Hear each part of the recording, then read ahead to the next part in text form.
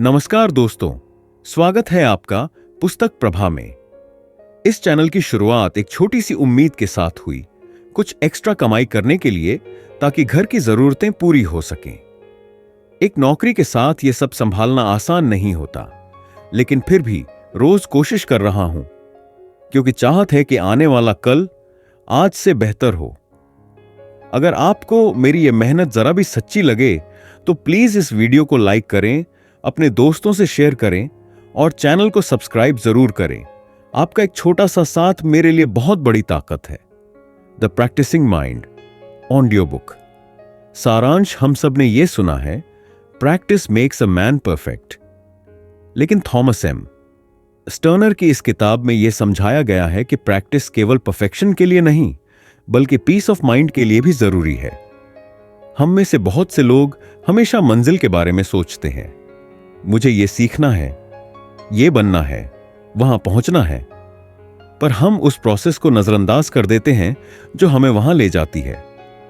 लेखक कहते हैं, हमारा ध्यान हमेशा आउटकम पर होता है, पर अगर हम सिर्फ वर्तमान क्षण में पूरी तरह मौजूद रहें और उस क्षण का अभ्यास करें बिना डर, जल्दबाजी या निराशा के, तो हम न केवल बेहतर बनते हैं बल्कि शांत भी रहते हैं।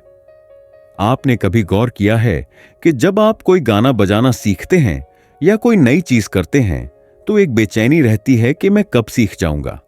लेकिन अगर आप उसी क्षण को एंजॉय करें, हर बार गलती करने के बाद भी, हर बार एक नया नोट पकड़ने के बाद भी, तो वो प्रक्रिया आपको सिखाने के साथ साथ शांत भी करती है। लेखक एक बहुत ही गहरा कंसेप्ट बताते हैं, प्रेजेंट मोमेंट अवेयरनेस। जब हम हर काम को केवल उसके परिणाम से जोड़ते हैं तो हम करंट मोमेंट को खो देते हैं। वो कहते हैं, जैसे आप पियानो बजा रहे हैं और हर बार सिर्फ अंत के ट्यून की सोच रहे हैं, तो ना तो आप प्रॉपर्ली प्ले कर पाएंगे और ना ही उसका आनंद ले पाएंगे। एक और चीज जो इस किताब में बहुत मार्मिक है, वो है इनर वॉइस। हमारा मन अक्सर हमें जज करता है, तू ये नहीं कर पाया, तेरे में दम नहीं है, देख वो कितना आगे निकल गया। लेकिन लेखक सिखाते हैं कि इस इनर क्रिटिक को शांत कैसे किया जाए।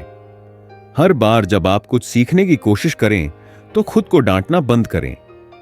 इंस्टेड खुद से कहें, मैं एक लर्नर हूं, गलती करना मेरा हक है।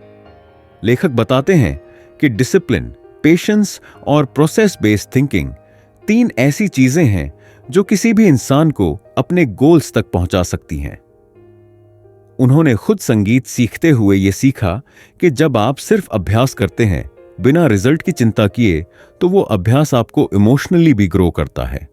आप सोचिए, कोई बच्चा जब चलना सीखता है तो वो गिरता है, बार बार गिरता है, लेकिन वो रुकता नहीं है, क्योंकि वो प्रोसेस में खोया होता है, रिजल्ट की चिंता नहीं करता।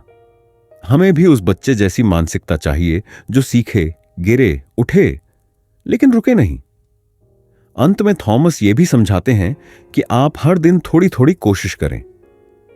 कोई भी चीज एक दिन में नहीं बदलती, लेकिन अगर आप एक दिन में 1% बेहतर बनने की सोच लें और उस 1% पर ही पूरा ध्यान दें, तो साल के अंत तक आप 365% बेहतर बन चुके होंगे। तो दोस्तों, यही था द प्रैक्टिसिंग माइंड का सार। उम्मीद है आपको इससे कुछ नया सीखने और समझने को मिला होगा। ऐसे ही और सारांश, कहानियां और प्रेरणादायक विचारों के लिए जुड़े रहिए हमारे साथ, सिर्फ और सिर्फ पुस्तक प्रभा पर। आपका समर्थन इस छोटे से चैनल को जिंदा रखे हुए है। धन्यवाद दिल से।